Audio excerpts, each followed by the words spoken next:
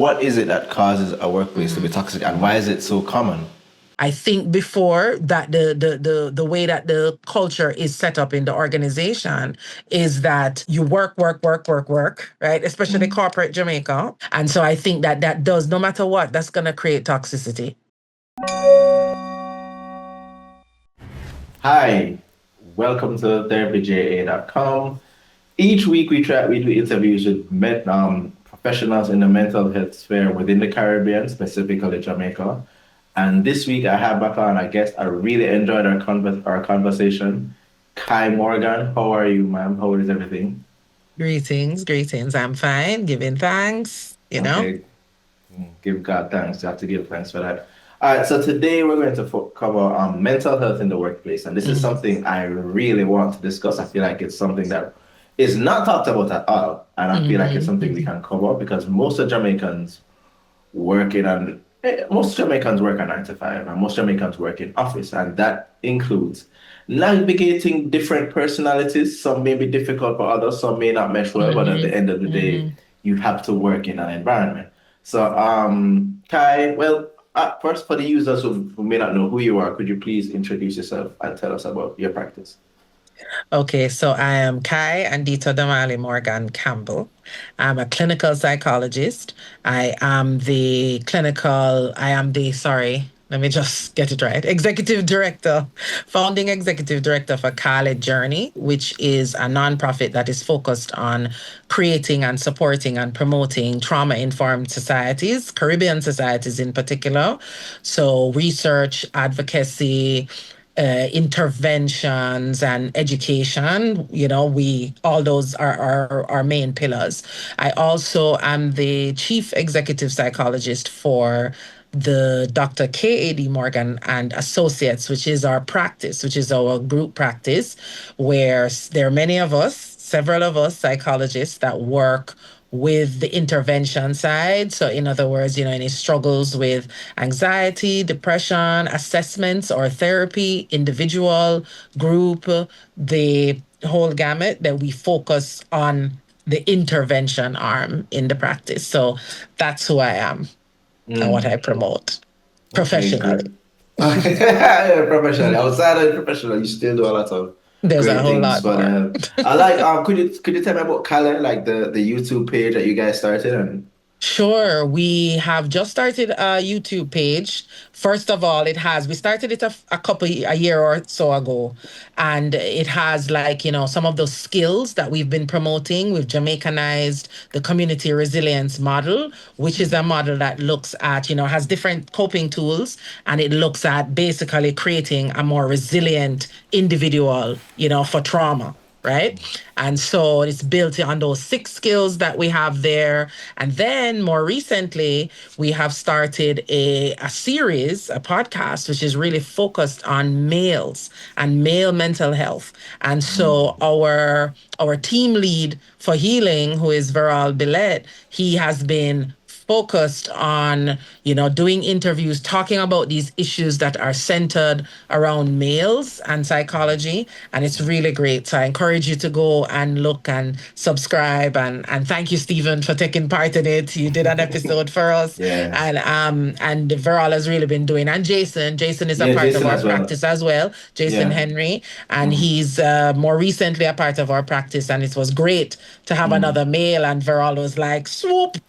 Listen, Let's get this going, I think it's not talked about a lot about how you really have not that many male therapists Yeah. in the No, field. they're not a lot. It's not a lot at all. And I was saying it to Pearl. I said, man, listen, I think, it may be a controversial take, but I think a lot of times it's better for men to have a male counselor to speak to, because especially with certain issues that men deal with. And I feel Definitely. like, you know what I mean? I think women have this fear, of course, but I just feel like it's a lot Mhm. better for men to have male counselorship. I'm very much Mhm. an advocate for that, and I'm very at my church, outside of the church, I'm very much Mhm. a part Mhm. of male support groups and male accountability groups that Mhm. help men keep accountable as well That's as excellent. to Mhm. hey, if there's any issues, we talk. So I believe vulnerability is good amongst men, but I think it's always in a certain sphere of Mhm. vulnerability. for it to Mm-hmm. work. Mm-hmm. But enough of that. I really want to talk about like the mental health and the workplace.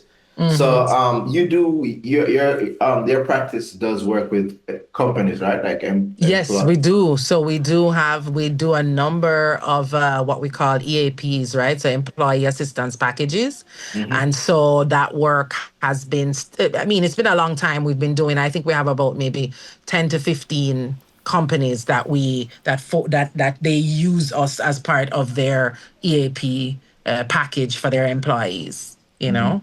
Okay. So what mental health challenges do you normally see in the workplace?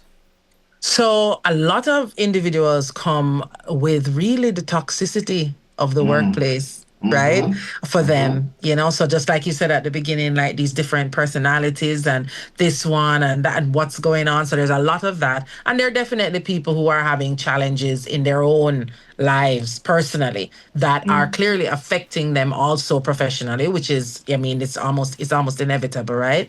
Yeah. So the challenges affect them, and so they come for those reasons, so whether they're struggling with anxiety or depression or some of those common reasons, and then Mm-hmm. it's getting, and of course with all the stress of life that seems Mm-hmm. to have increased 100-fold since COVID, Mm-hmm. that they come in for those. So those are the commonest things that come up. But okay, what do you think makes a workplace toxic? Like, what is it that causes a workplace to be toxic, and why is it so common? Right. So I think that the culture of the organization is the first thing that I think about and I look at, right? Mm-hmm. So you have to create, I think that we are trying to figure out Mm-hmm. how to honor and how to take care of and nurture our employees now, right? Mm-hmm. I think before that the way that the culture is set up in the organization is that you work, right? Especially Mm-hmm. corporate Jamaica, Yeah. you work from maybe 8 o'clock till 6 o'clock, 7 o'clock, etc. And Mm-hmm. that comes first, right? Our bottom line is our profit. Yeah, I think I'm recognizing that more and more as the EAP packages come in and people are looking, the organizations are looking, and they're trying to take better care of their employees, right? So I think that we have been in this kind of zone though for a long time, and so I think that does, no matter what, that's going to create toxicity, right? If all you're focused on is work, and that, you go in there, that means your relationship is being compromised with your partner, with your children, with your family members, with your friends, that kind of thing. If you're putting your all into the workspace, right? And so it becomes, and let's just not, I mean, generally speaking as well, we're always gonna have those personalities things happening. Yeah. That Mm-hmm. those feelings that, this person is not working the way you'd like them to. This one is chatting too much. This one is, always sabotaging me. I feel like, all these different kinds of things. You're putting me in this position. I'm not being recognized or appreciated enough here. And I don't feel, like like I'm recognized, that like any of those things. So all of those things are going to be, as human beings, when we're in a space, those Mm-hmm. things are going to happen. And so it's going to have to be the culture of how the organization kind of manages people is going to be really important. And I think we're just getting the gist of some of that. So, okay, would you consider those signs that an employee should look out for to be like, oh, this is a toxic work culture? Like, what do you think are like telltale signs that an employee is in a job and it's like, this place is kind of toxic? Like, what would you consider signs of that? Turnover, right? So High high turnover? turnover, a lot of the absenteeism, right? Or presenteeism, whichever way, you describe it, that you see that happening a lot. This one is missing, etc. You don't see camaraderie. So let's say you're just walking in and you're there the first week or 2 weeks. You don't see that the teams, because a lot of workplaces now, organizations tend to focus a lot on teams, on teamwork. How is the team working? How are the people looking? Are they looking all burnt out? But your own, so what's going on in the space, How does the that EAP package look? What does it really entail Yeah. for you? So looking at those kinds of things, I think from the get-go, before you reach the point now, because we know the signs of burnout tend to be, you're tired, you don't want to go to work, you're fatigued, not just Yeah. tired, fatigued. You may get then lead to depression, there may be anxiety, there all of that when it hits you. But to look at the culture of the organization is an important thing to assess when you're going into the organization. Ask even questions in the interview about the EAP. What does it entail? How do you take care of your employees here? What is it that you do? How does it, and those, do those things kind of fit with how you would like to be taken care of? Because people will be more willing to give of themselves for this organization if they feel like they're appreciated and taken care of, that they're not just, tomorrow I could get another person, even if that's the case. Yeah, yeah. Yeah. So like, what role do you think like managers or supervisors should they play in supporting teams' mental health? Do you think most managers do have like they care about i mental health think or? I think that it is changing. So I think that they are becoming more aware and more attentive to it. But I don't think it's not yet a trend or a pattern that's there, because I think, unfortunately, what we've focused on, the profit as the bottom line, means that we need to get these things done. We need to have these particular, the outcomes, the output needs to be high, right? So we need to get this done, that done, whatever those tasks are and those deliverables are, we need to get them done. And that has always been just the focus. Like, you don't do that, then that's it. Your performance evaluation is not going to be good.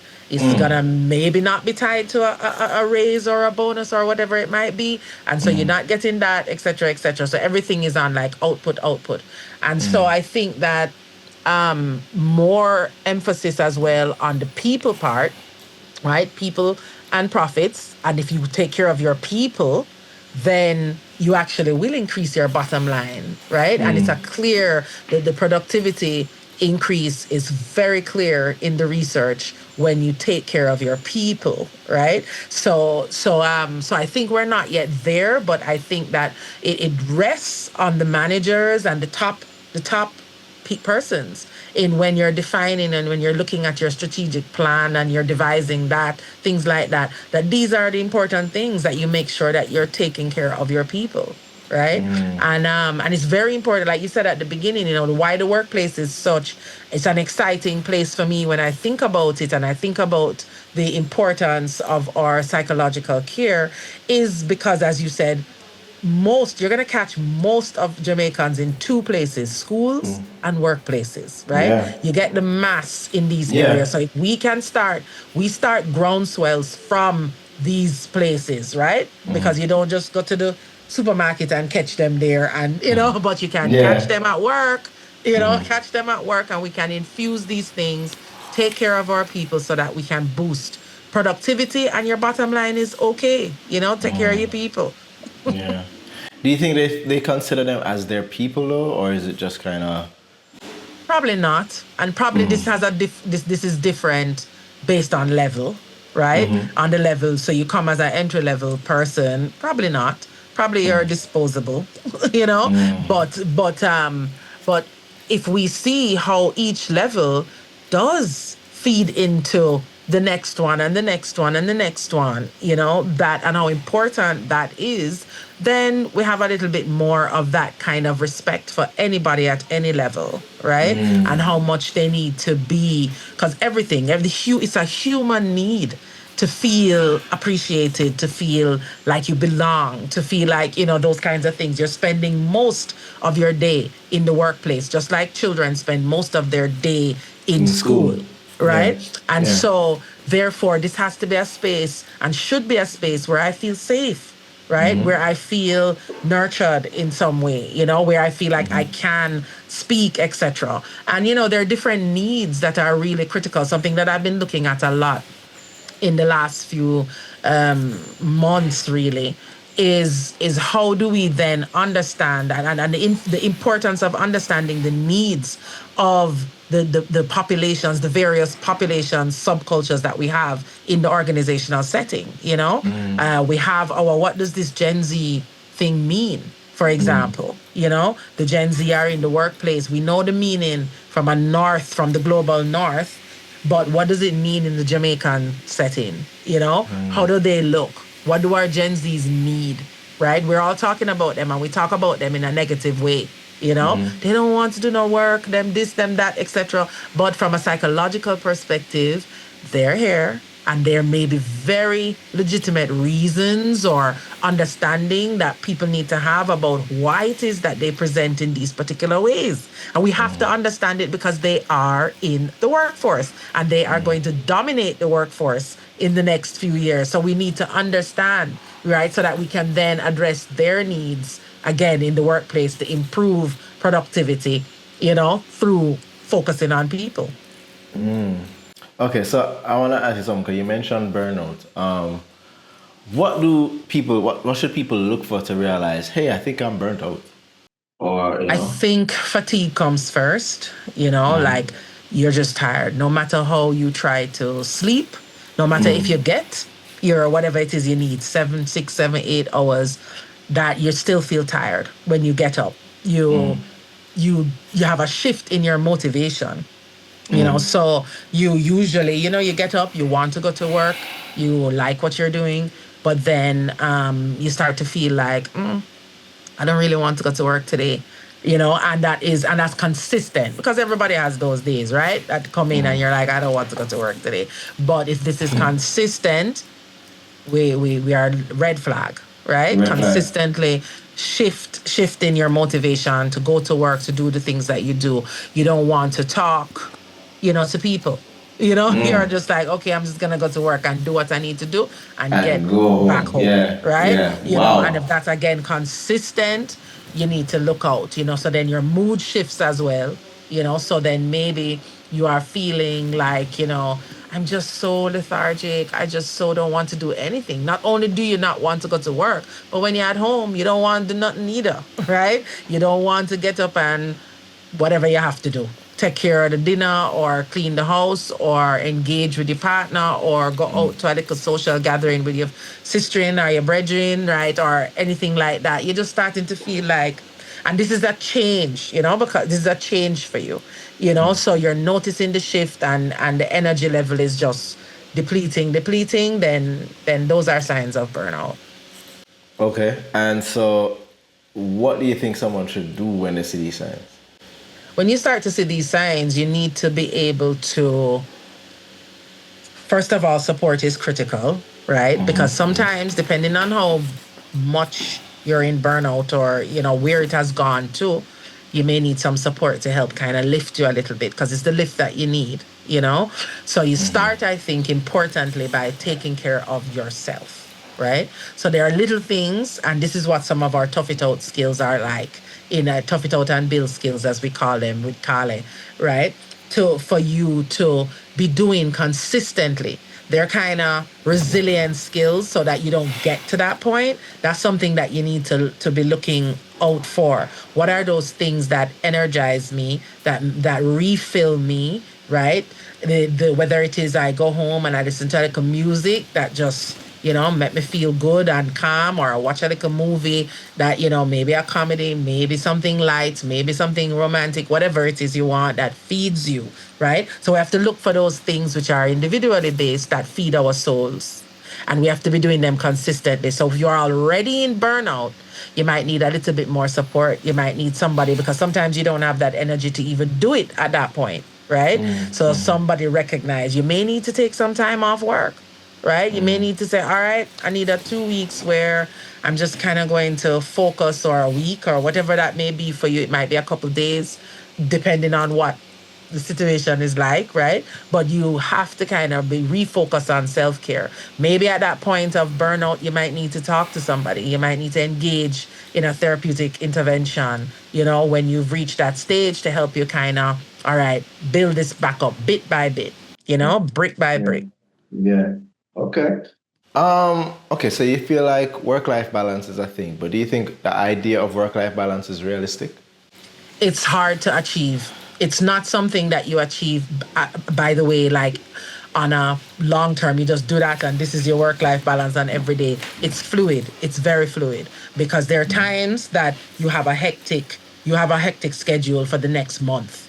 So this month is rough and I'm not gonna necessarily get the things that I need right now, but I know that at this month is done, then I have to kind of so the balance looks different every time. So it might be how you're balancing in the day, right? In the day, and then it might be balancing over a period of time, right? For the next 2 weeks, it's hectic, and I just have to go, go, go, and I don't have much of a balance, right? During these next 2 to 4 weeks, but I am going to create it afterwards. So it really depends on how your life looks, what it looks like. You might be getting into a phase where you might be in a phase where you and your partner, if you have a partner at home helping or another family member helping, that they are in that zone as well. That's so it's very difficult, right? But otherwise, you might be able to balance with that person. And say, listen, mommy, granny, uncle, whoever it is, it's gonna be a rough next 3 weeks. You have to help me hold it down, right? Because you are in a different space now,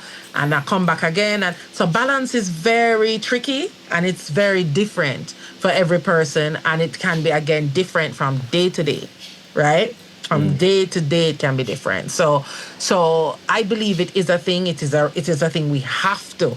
We have no choice, right? If we want to take care of ourselves, our health in general, not just mental health, right? In general, that we have to figure out what that looks like for us. And it can look different for everybody. But I always encourage people to start with the low hanging fruit, because you can't tell me you can't find 10 minutes per day to kind of take care of yourself, whatever that may be. It might be just lie down in absolute silence, right? At the workplace or like after the workplace, you mean? Oh, after, Like, at home, when you after, create your balance. As you create yeah. your balance, you come home 7 o'clock, whatever it might be, Yeah. and you might take a little 10 minutes to yourself, right? If that's all you can find every day, that's what you find, So that work-life balance looks different for everybody,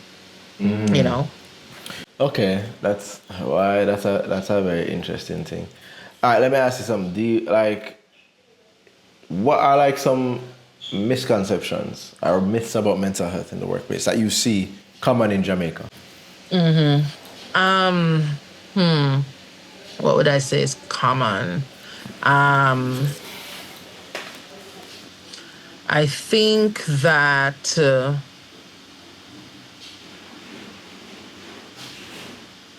people don't recognize as well how their mental health, I think it has just come up since COVID, how important your mental health is, right? And that what manifests in the workplace a lot of times is coming from your own stuff, maybe your own habits, maybe your own thoughts and beliefs about work, about health, those kinds of things that then kind of bleed into the workplace setting.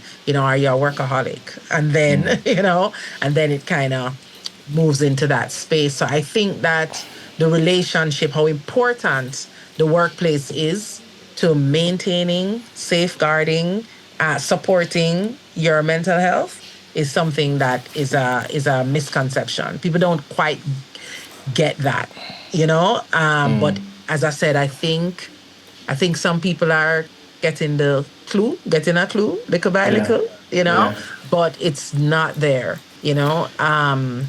I think that's one. It's funny. I was telling my friend, actually, no, I was telling Veral, sorry, about how like that.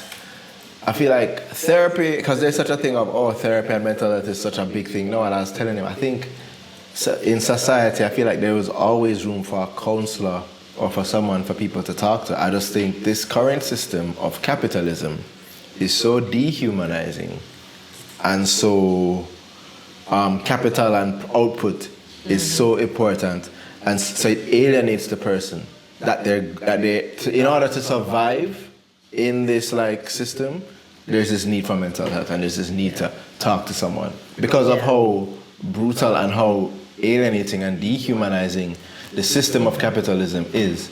We have to be like, oh, we have to do all of this stuff. Yeah, I agree with you 100%. I was doing a piece of research many years ago, and looking at the Rastafarian culture and health and mental health and approaches and stigma and all these kinds of things. And I was doing an interview with a Rastafarian woman, and and we're talking about therapy and what the approaches and things and what she thought, and she said exactly that to me, and it resonated with me for so long. She was like, if we were still, the role of the therapist is really has always been there. It was just never called a therapist. It was never called a therapist. It was the elder. It was the shaman. It's these people who no longer have a place because of how we've rebuilt, and we don't have that community and the village like that anymore. So we don't have them in those roles anymore. And this is how the therapist becomes, becomes critical in that space, because we just don't have that in the natural way that we have evolved. In the way that we have evolved, it has eliminated. Yeah, so because I'm at nursing homes a lot because one of my parents is ill to the point that we have him in a home, and a lot of the times I talk to the people there, and normally especially when you're telling them what's going on and just the advice and the wisdom them have, to give and to just to offer, you say, boy, I don't like the idea of nursing homes, because I feel like so many of them, when you're in the homes and you see them, they become so alienated, or some of them feel abandoned. But trust me, a lot of people, their kids will come and spend time with the time they have. They have to just allocate the time. But you'll see so many of them disintegrate or deteriorate so fast once they're there. But normally, if you're there, and because I'm there a lot, so I'll always I talk to all of the people that still have their mind. And just talk to them, and it's just the wisdom and the advice that the elderly give. And I feel like maybe it's a Caribbean thing, because in Africa, the elder, and in Asian communities as well, the elder is held at oh man, as respect and revered. Revered, and you go to them for advice. I think our Western thing is they can no longer provide product, or they can no longer provide output. So you relegate them to the sides, you put them in homes, which is part of the alienating thing. But I feel like we can easily, if we implement a way of, not necessarily wellness bench, not that, but you implement these older people in these communities that may become alienated, but you implement them in part of the community to provide counsel and provide support. And it's a symbiotic relationship of there's this fulfillment we have. We have this fulfillment of providing counsel, and the young people come to them for advice, so the relationship is back. Reintegrated. It's reciprocal too. Yeah, it's a reciprocal. Thank you. Yeah. Okay, do you believe that workplaces are truly becoming more mentally inclusive, or is it just? I'm always going to say it's surface level. That's my personal opinion, but I think right now that's what I'm seeing as well. There's an effort, but it's kind of like, okay, it's kind of like coming from the outside in.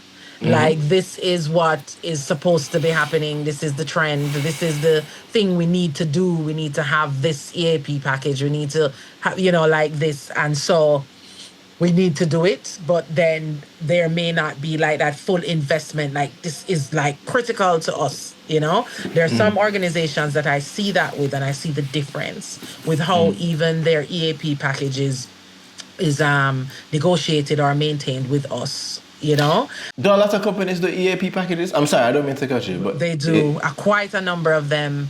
For several years now. So I think for over 10 years or more, we've been involved in EAP packages with several different companies. Some are more intense. Some are more this is, and they're consistent, and it's been happening. And some of them, it's very sporadic. based on how, so people are not necessarily coming in to ask or for whatever reason, so one of the things we're actually doing this year, and we're trying to finalize it and to pull it together, because we have been unhappy, I think, about how they have been marshaled. So let's say most people, most of the companies that we work with, they will say like, okay, each employee has 3 sessions, right? We'll pay 3 sessions, and then they have to take care of it after that, right? But I think we're seeing very much like probably any other psychological entity, that okay, we'll just send them for some therapy and that's that, right? And we want to paint the picture that we can do so much more than that, right? That it is about looking at the actual needs of your organization. It's about, stigma reducing activities, because maybe that's why nobody's coming, to say that they want the service, right?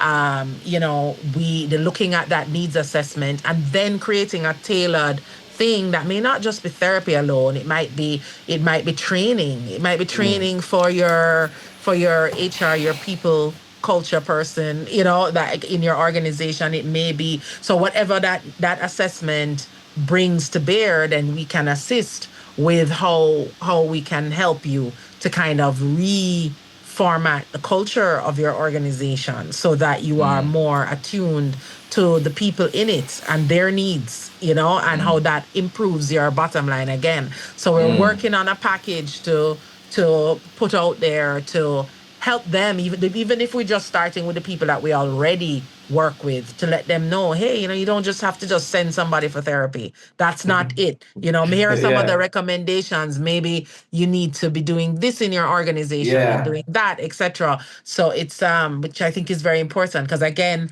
this is where we have the people, the mass of the people. I also worked on something that the Ministry of Health and Wellness was trying to build. I think it's been in abeyance for a little while. I think COVID came and, kind of threw it aside. But I think it's something that's worth advocating for, is a workplace mental health policy. So we worked on it. A group of us working on. We had a draft, which I actually have in my, still to this day, have it there. This was back in, I think, maybe 2015 or something like that.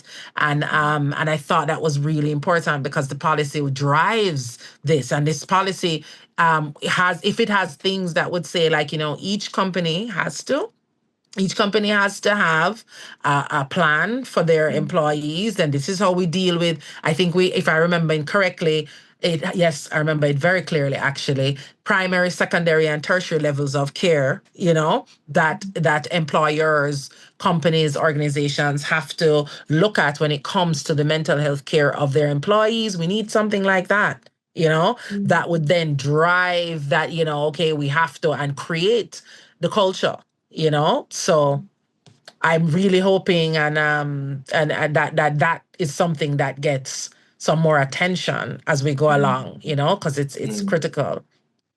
Yeah. Hey man, by the way, do you think how what's the word? Helpful is HR, human resources, in issues of mental health in the workplace? I don't know anymore. Some of our savvy companies are kind of reclassifying that title. I wanted you to say, like, HR is not your counselor. HR is No, exactly right. It's not. HR is not. There's a lot more administrative at work, and that kind of management that is involved in HR. It's not. They are not. It's absolutely not even trained to be counselors. So so for sure, they can resource for you, and so on. And they're the ones that are usually trying to maneuver the EAP packages, and they are the persons that usually people come to, and then they say, okay, we have this person on our list, you can reach out to them for some, counseling or whatever. But yeah, they are not your counselor. HR is not your help at all, man. I think people need to remember that HR is for the benefit of the company, Yeah, not yeah. for Not necessarily for the employee, you know what I mean? Mhm. But Okay, how can smaller companies who might not have big HR departments still support mental health wellness meaningfully? Mhm. And this is where the little things come in, right? The small things, because I believe in that in a big way. And the small businesses and micro businesses are the fabric of Jamaican society, right? okay, Of yeah. our industry. They carry it. So yeah, we have the big companies, but these small ones you're talking about, they are the fabric. There are a lot of them. I forget the number, but there are a whole lot of them. MSMEs, they call them. So, and they are driving the Jamaican economy, in a lot of ways. So altogether, so it is imperative that we have to figure out, without all these magnitude, of resources, how we're gonna do that. And there are those small ways. So there's something that, for example, I'll give you a couple of examples. One of them is, let's say you come in the morning, and the team or the employees or whatever, depending on how they're set up, do a little 10-minute breathing, yoga, relaxation, whatever you want to call it, before you head in to your office space. 10 minutes. If you're able, there are rooms that people can designate as, what, this is your, whatever we want to call it, safe room, therapy room, chill room, whatever you want to call it, right? And you might outfit it with some simple things that are a beanbag, maybe it's painted a nice calming color, something like that. And people can just go there just for a 10-minute to breeze out, you know? We can structure things that are, how people work. So again, depending on your entity, depending on the entity that you're involved in and what it's doing and how it's doing it, you can take those their little 5-10 minute mental health breaks, that people can have. So it could be that, all right, you know what, the accounting team, the financial team, the whatever, whatever, however you do it, operations team, we're taking like a 5 minute,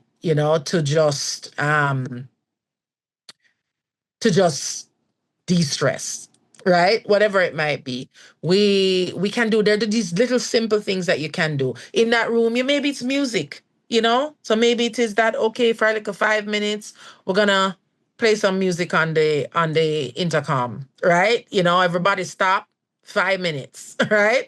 We're just taking a little breather, we play some nice music, and then we get back on it. I mean, there's some very small ways in which we can institute some little things that make a big difference for people, because it's the small things. It's the small things, and it's infusing them daily, right? Because I'm not a firm believer at all in taking a vacation. You work, work, work for a year, and you take a 2-week vacation, and then you come back to your desk I come again and back you in. work, work, work again for the next year. I'm not a Oh, believer in that. That is not maintaining or supporting your mental health in any way, right? In any consistent and sustainable way. So you need to have these things infused, daily, small, but just there, and they're making an impact. So I believe in that really strongly, that those little things, and even exercise, right? the So gym. even if it is that, exactly, I mean, for small businesses, of course, we don't always have a gym, but maybe that's something that you can support. Like, you have a gym across the road. Maybe you Yeah, can get a little discount package for the employees because you're right yeah. there across the road, and you support that, that kind of thing. Things like that. So I think there's some little things that sometimes we don't really think of, and they're low hanging fruit that we can show that we really care about our employees. Mm. Yeah. How many of them are, like, in terms of for EAPs? How many of the people that are coming in are employees, and how many of them are like entrepreneurs slash small business owners? Do you find that it's more employees It's having more issues with them? employees, for So, sure. what about the entrepreneurs? Is it that they're just like a lot more mentally strong, or is it just I think maybe they are finding they don't come under the EAP packages at all. So when you said the entrepreneurs, you mean like the small small business business owners? owners Yeah, the owners, coming for yeah, their own. on So they mental have a health. package, right? So no, we don't get that a lot. I can't even think of one actually, Oh, wow. So right? it's I've more, had it's small business owners come individually, but not as individually part of a then. EAP package, but they come individually for their own, development, etc. I've had a few of those definitely. I can't think in my mind how many, but there are a number of those like, when I think about it.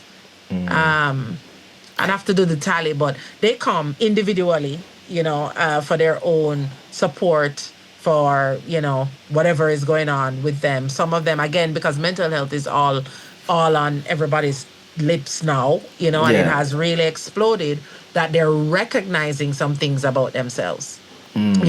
So I've had a number of them might have come and reached out and said, I'm thinking about my life and I'm wondering if I have ADHD with all of these things. I'm wondering if I have a personality issue. This is how I deal with my staff, and I'm looking at it now and reflecting, how about how it impacts me and how it impacts my work or my business or whatever it is, that they're starting to think about some of these things. And surprisingly, all of these are men that I'm thinking about, they're all men that have just kind of, but wait, I wonder, all this Yeah. time, is it this? Is it this why? I mean, they're successful, but they're now thinking about, but I wonder what this thing was that was bothering me all this time. And I'm wondering if this or that, yeah. Am I the problem? Like, am I the trouble? You ever see that Yeah, video? Am I the yeah, trouble? what's going on with me? I want to think about me, and it's a bit more. Yeah. All right. Could you give me a moment where you don't have to break confidentiality, where you saw like, oh, how important mental health support is in the workplace? By the way, do you guys have HR at your practice? You We have do not HR? have an HR, right? We don't have an HR. We don't, right? But we do not, right? But we advocate all the time. We check in. Like Veral and I are very big on like Yeah. checking in, and we check in with everybody. If I don't reach to them, Veral reach to them, and we check in like how you going, how's things going, etc., etc. We notice shifts in Yeah. in what they're producing or the timelines of how they're producing Mm. it. And then, I may know something is happening, or Veral may know something is happening, or if not, we say, what's going on? You okay? What's happening here? You need some support? I've given, links to, okay, we need to see this person, we need to get you to see this person, right? And they see that, they met the link and say, okay, for them or their family members, so we Yeah. have it, it's unstructured, but I guess Yeah. because of the kind of organization we run, we are very keen on how our people are doing. When we have our monthly meetings, it's something that we put in every time. Anybody have anything? You need any recommendations for us? Anything you need? Let us know. We're here. Even That'd if you be don't want to do it in hilarious. the group, you Yeah. can reach out to us individually, that kind of Yeah. thing. A therapy practice that have like a toxic workplace. That's wow. Right? Oh my God. It's possible. It's Hey, it's possible. possible Yeah, enough. very But possible. telling you, but No, yeah. but yeah. Could you give me a situation where you saw how important mental health support was in the workplace? Maybe it doesn't have to be in the practice. Maybe before you were when you were Right, in like. right. Yes. So I think that I'm remembering a client a long time ago, and and definitely was experiencing burnout, and in a high stress environment. So, there are a number of industries for us that are particularly high stress, and that's just how the industry stays, sadly, Yeah. and she was fairly young. She probably was about 50 or something like that, and she was young. And why I say that is because she was so burnt out.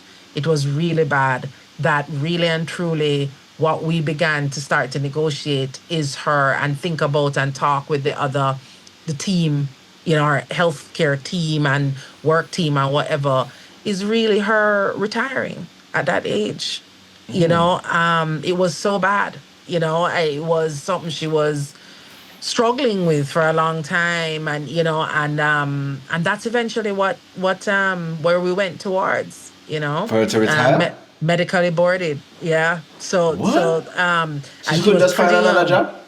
No, it was really bad, So it was like her health team, because it then, I mean, all areas of your health. That's what people need to understand too, is that your mental health is intricately intertwined with your physical health, right? There is no separation, right? It can go either way. The physical can impact the mental can impact the physical, but they are inextricably intertwined. So I think there are a whole lot of other health issues that had manifested, as a result. And so um, that's like one of the extreme ones that I can think of, but I definitely have had several people who the environment in the workplace is just unbearable, and they have to, their options were like, okay, got to find another job, got to find another job. And so, moving towards that direction. But if you don't, so and here, so with that in regards to that, 'cause I was gonna ask you that, like, so what would you give? What advice would you give to somebody that feels like their job is incredibly toxic, but them can't afford to quit? Like them But have they bills, can't they have afford to all, quit. yeah, they Oh have yeah, all we've these had that. responsibilities. We've definitely had that. People that sit in and they're just like, oh my gosh, but I don't have another option right now. I cannot. There's nothing I can do here. The best that we can work with them on and have to do is how they can then start taking care of themselves better, until, I mean, that we don't mean you give up the fight and say, but let's see how you can look at shifting, right? Let's also look and see that whether or not, what are the things that you are bringing to the role, Yeah. and and to it. So let's look at you, let's look at the organization, and let's look at what's the best thing. So it may not be you can't leave right now because you have bills and you have car payments and you have this and that, right? But maybe we can think about it may be a little bit longer. Maybe it's the next 6 months, maybe it's the next year. But how are we then going to focus on taking care of you, right, in an important way? What are the things we need to put in place to protect you? What are the boundaries that you need to start figuring out? Because that's a big thing. That's a very big thing. People who feel like, them boss or them supervisor call them at 9 o'clock in the night and they have to answer, right? And they have to deal with it. That's your boundary issue, right? So yes, maybe your supervisor vex, but 9 o'clock, I think you can draw a line, right? At Yeah. some point, you have to draw a line, and it is not acceptable, right? Okay. So these are some of the things. Boundaries is something that we have to work with these individuals a lot on, and then so then to help you cope in the situation until you can make another move. All right. Well, like, what do you have to say to someone that's trying to set boundaries that fears that they may be reprimanded or an issue Oh yeah, with the but that's the job? case. That is the case. That's why they don't set the boundaries, because they do feel that. So that work now becomes, all right. Let's think about this, right? What are the consequences, of you setting this boundary? That, let's say, for example, I don't take any work calls after 6 o'clock, right? That, okay, when you go the next day, maybe the person is upset, maybe the boss, supervisor, whoever is upset because they had to get this done and you didn't do it, etc., etc. And then there's another little person over the side there that's willing to do it, right? So a person that gonna do it and then take for your job, and then you're in a worse situation. So yeah, these are real things that people have to contemplate, which is why sometimes it gets to the point of burnout before you're actually addressing any of it, and maybe it is, and as you said, listen, maybe this is what you have to deal with in the short term because you are looking for something that's different. And that when you do assess what it is that you're going into next, that you make a proper assessment of what is it you're dealing with, right? Are you going into something similar like this, Oh or God, you're man, able yeah, to maneuver? You see it? Do you yeah. see the signs that you were in before? How can you make the best choice, for yourself? So it's really planning. It's really recognizing that no matter what, each of those situations, that choice has a consequence. It has a very big consequence for you. What's that consequence worth to you? Leave if the boss is gonna be upset, is that more important than your very health that is depleting at the moment? What is your, what is the importance and what choice you're gonna make based on all the information that's in front of you? And that's part of the process that we would have to take that person through or help that person through. Like, let's look at the pros and the cons of each of these. So what are you gonna do? What are you gonna do? It's absolutely your choice. Question. What are some questions to ask? You would say to ask in an interview to recognize that job you're probably toxic. you, can think of any questions. For me, it would be the turnover. What? I would ask turnover. Yeah. How many people have been in this position, right? Is this a new position? Is this have you what do you do to nurture or to support, is a better word, support your employees, your staff in this? What do you do? Do you have, wellness workshops? What do you have? What do you do? If they say, we're a family. We're a family here. It's like, no. Time to leave. Time to leave. No, family? No, if man. they have family and they don't have nothing else around that, no. Must be able to work quick on their feet. That's like must be able to juggle multiple tasks. That means no boundaries. No boundaries. No boundaries. Yeah, read between the lines. Between the lines. Hold on. How can someone open up about their mental health struggles to their employer without fear of being judged or penalized? I personally, I would not. As I said before, HR is not your counselor. I don't think people should open up about their mental health stuff on the job.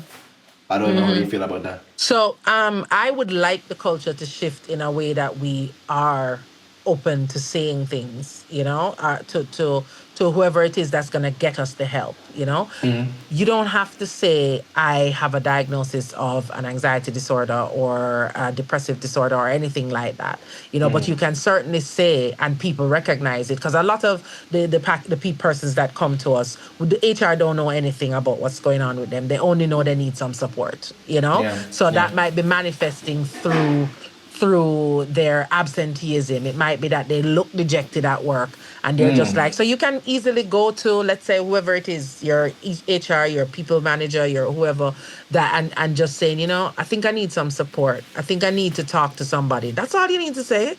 Most programs, as a matter of fact, they are very careful about that. So some of them actually just give our number and HR doesn't reach out to us. They reach out to us, right? They reach out to us, say, hey, I work with such and such company and we have that package. I'd like to make an appointment. And that's how they do it. Some of them are very careful about that. Some still go through HR for whatever their processes are and all of that. So you don't have to say much. You don't have to say much. You just have to say, you know what? I think I need some support. I need to talk to somebody about some things. And most of them, certainly the ones that we are involved with, that's enough for somebody to set an appointment, What gives you hope about like mental health in the workplace? The shifts that I'm seeing, even though I feel like there's still a little surface, right? Yeah. I feel like I feel like we have to start somewhere, and so there is some of that. So I'm hopeful.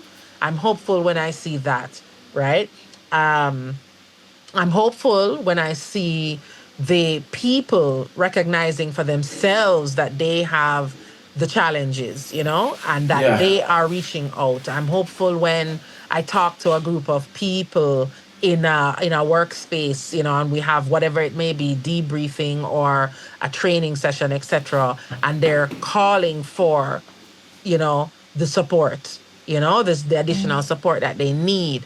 They need the skill sets, they need the tools, So I'm seeing that where I would really want to be, where I would feel a lot more hope is in that policy, right? I think if we have a policy that our businesses, our organizations are required to have certain things in place, then I think my hope would skyrocket. Okay. Last, because I think we're almost about out of time. Give me a situation. Um, what would you say to someone new to a job and she comes into the job and like the co-workers, some people that have been there longer than her are telling her, "Oh, don't work with that person," or like gossiping about that person. Don't work with her. Would you encourage her to kind of take on that? Like, okay, like this is the culture of the workplace. Listen to the gossip, or kind of come in with fresh eyes. What would you say to stuff like that? I am a big proponent of observing for yourself, right? So you hear it, but you take it with a grain of salt because you just coming into this organization and somebody is already in your ears. That tells me something about that person, right? I don't know Yeah. if it tells me anything yet about the whole organization, right? But it tells me about this person. And I'm like, okay, that to me, that for me personally, immediately, that's a red flag for me. So I am not gonna take what you have to say with much. I'm gonna observe. I hear what you say, but I'm gonna then continue to observe and have my own experience, there, unless it was a trusted person that knows me well and knows, and I'm not really going to take much with a great with that kind of approach. I'm gonna, you know, But you don't think gossip, they're just looking out for, is that gossip, they're just giving you information before you come in, them looking out for you. You don't see it as that? it may not. I still am gonna take it with a grain of salt. I'm still I'm going just to being hear devil it. advocate. Me personally, I don't like. To me, that's just gossip, and that's a huge red Yeah. flag on it. So I'm gonna listen. I'm gonna hear Yeah. it, but then I'm gonna still make my own judgment on Yeah. on what's happening or what is that, because especially because of who I am and because of the work that I do, I I try and I seek always to understand why people are the way they are. So even if this person is the way that, she coming to warn me, oh, watch that girl over there, so, because when she da da da da da and she go try to take your job and them or whatever it is, I am going to two things are gonna go through my head. One is that maybe that's your dynamic with her, but my dynamic with her might be different, right? Because I'm a different person, right? So she might respond to me differently. And two, that okay, I hear you, and but I'm gonna see what my experience is like, because there's a reason. And the first thing that's gonna say to me is, why is it that you believe this person is? Why is this person behaving like that? What threat did they feel in their environment? Why they felt like they had to do whatever it is they're doing? So I think a lot. So I'm No, gonna be no, practicing those are all some of good. that. Those are some good processes, but I think that's a. Why most people don't think like that? No, That's they all I aren't. would No, say. I can agree with that. Most people are not So, gonna think like that. so gossip in the workplace, I'm red not flag. I'm not a fan. Red flag. I leave institutions, like if I go to an institution, let's say you're going for a massage or doing your nails or doing your hair or whatever it is, any of those institutions, I will actually leave them if I am privy. If I hear the whole heap of gossiping thing, I can't take it. That's I that's don't really like that's it. really good because it's a very I it's a don't very like it. toxic thing, and if somebody's gossiping to you, they'll probably gossip about you. Exactly. Exactly. Something I tell my picnics long time. You just don't, right? Because Don't entertain it because if they do that, if they come to you, they'll do the same thing to you with other people. Well, those are all of the questions I have, and I'm actually very excited because I know when I cut this up, this is actually gonna go very good for social media. Any thoughts you want to share about the workplace or the stuff like that? Advice to anybody that may be dealing with issues in the workplace or feel like boy them want to leave, like well, I would say to everybody that I think now is the time. We have to create this groundswell.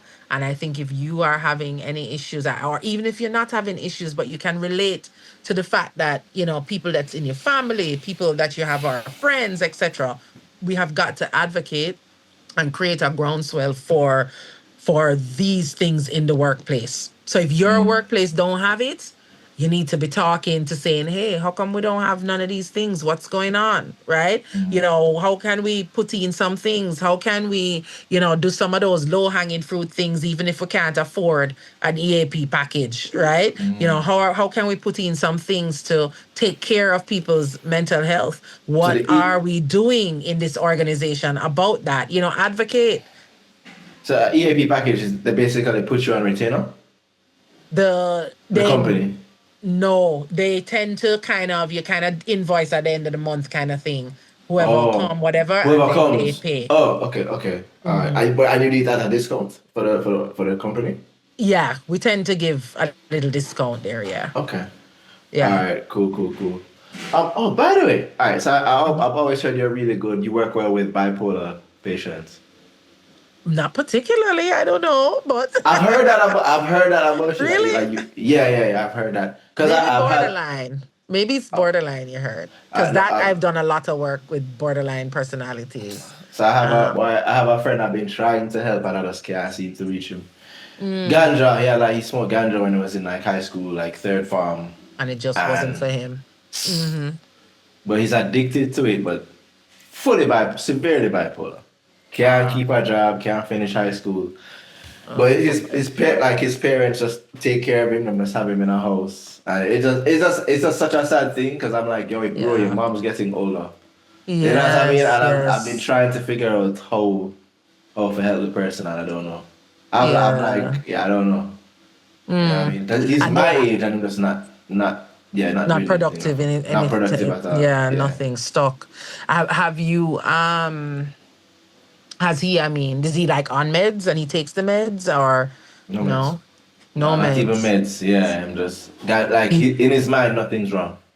well, I'm just like him therein lies weed. the problem though, Stephen, But I mean, because he's that's the even in problem, fun.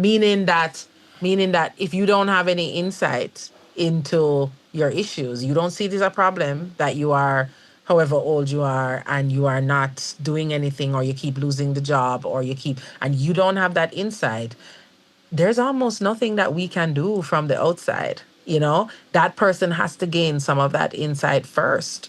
Something has to come. And there can be a process whereby, we call it kind of insight oriented psychotherapy, where you are, when your discussions, and your dialogue with your therapist, you're figuring out, this thing and recognizing maybe, and that can help you in that process. But you still have to come to the table, for whatever reason, however the family you know, it helps to say, come, if you just the 3 sessions and then or whatever, however it is that they get him to the table, he'd have to come to the table, and then the focus can be, well, let's talk about this, because to me, and in a lot of clients that I've worked with in that kind of situation, it's not about a diagnosis, right? I don't really care about a diagnosis. If you don't want to say you have bipolar or you have whatever, that's fine. We don't have to talk about that. But let's talk about what your life is like and where you would like to be and why you're not there.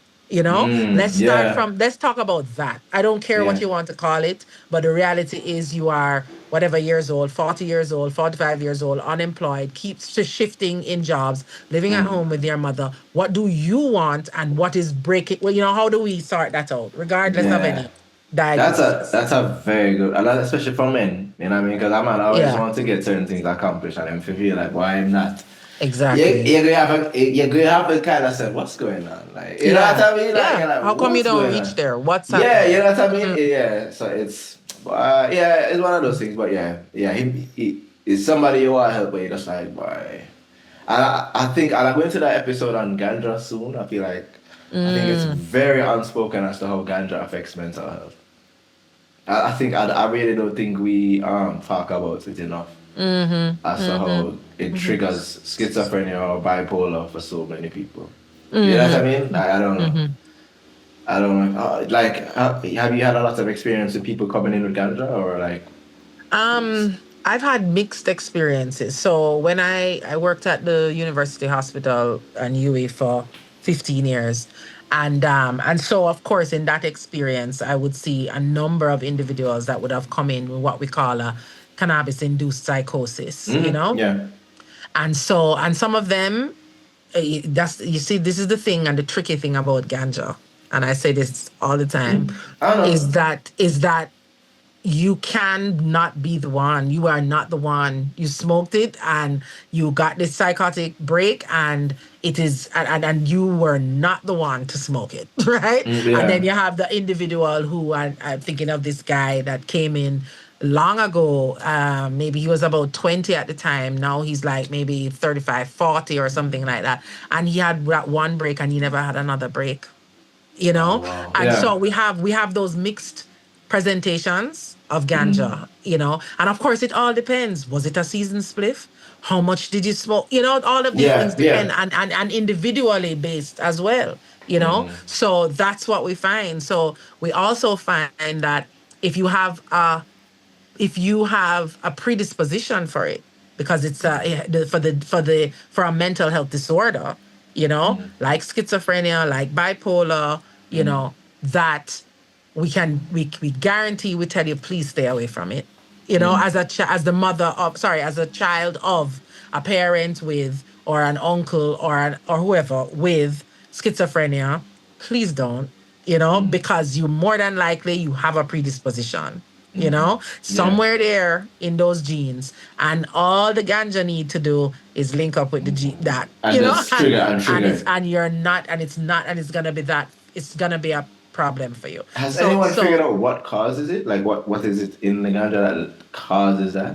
well, the THC, Uh, the THC is definitely the product in there that shifts the consciousness, shifts the reality, all of that, the THC. Um, yeah, so that's the ingredient. That's the what they call it now. I don't know. I don't want to say it's the psychotic ingredient, but that's the name, the word is slipping me. But that's the piece that the catalyst, you want to say? kind of like a catalyst. That's the catalyst there.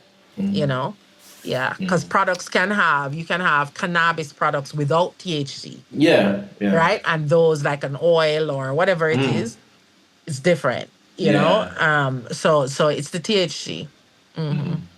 Okay. All right. Well, thank you so much for this, Kai. You're It's very very. It was welcome. very. I think it was just very specific. I had to make sure because I know you have like a short time, so I was like, let me just ask the main questions I wanted to ask and cover what I No need to cover. problem. Yeah. Thank you Happy so to do much. it. All Yeah, man. right. Any things to plug your social media. Okay, sure. At KADM Psych, PSYCH Associates is our practice, and at Okay. Kale Journey is our nonprofit. Please, and go follow the YouTube Yes. page, the Kale Journey Yes. YouTube page. Subscribe, Yes. like, and subscribe. All these things I have to say, Very good and content. and all of that. We give good content. We try our best to help, to give this information, because we're very big on people being able to manage their own mental health to a point, right? You have to be able to manage your own stuff. And we want this. So we want these tools are for everybody. You don't need a psychologist to do them, the tough it out and build skills, for example. So we want that for people to have we find people don't even have the most basic of tools, so Yeah. we want that. So we want to spread the word through the YouTube page on the issues around male mental health. We're talking about general issues on male mental health. How do we think? How do we think? How do men think about women? How do men deal with their, they're very topics that can resonate with men and women alike, and Yeah. understanding these issues. So please go and yeah, subscribe. Subscribe. Like and subscribe and comment. Yes, Yeah. all of those. Yeah. All right, Kai. Thank you so All right, much. yeah, man. Give thanks. All Oh, we right. do have a TikTok. We have a TikTok page Oh, too. finally. We do. Yeah, we did get there. I do not remember, but Where you is can my search phone? I need to go. Khaled. Yeah, I have to go check You my can phone. Yeah. certainly share search Khaled Journey and KAD Morgan. Oops, sorry. Yeah. I was I trying have to to talk find to it. Viral. I And need to kind of push the viral stuff. We need to make it a little bit yeah, more we need to controversial we to need to get people push that on attention. there. Yeah, we have a social media person that helps us out. She does a great job. I think Okay. we need to do the TikTok a little more. We tend to Yeah, focus on yeah. IG and TikTok. Nah, Facebook. man. TikTok to me is a better. Yeah, It's for your that, work for will get getting it discovered. out and getting the stuff out. Yeah, I think the we main have to thing do with it more. TikTok is to necessarily convert the followers convert it. to convert them to subscribers. You know, like Yeah. that's the main thing. Because they'll like consume the content on TikTok, but it doesn't necessarily guarantee they're gonna turn it into YouTube Yes, followers. But I yes. think after a certain point, once at a certain amount, then it will convert. Yeah. It really just takes time and just consistently Take posting. time and consistency. But Yep. a lot of it is like they call it clip farming, where you have like small clips that Right. you post that just grabs the algorithm. Yeah, And that's yeah. the key. That's the key. That's the key. All right. All right, Thank you, Kylie. Stephen. Yeah, man. Yeah, man. Take care. One love. All right.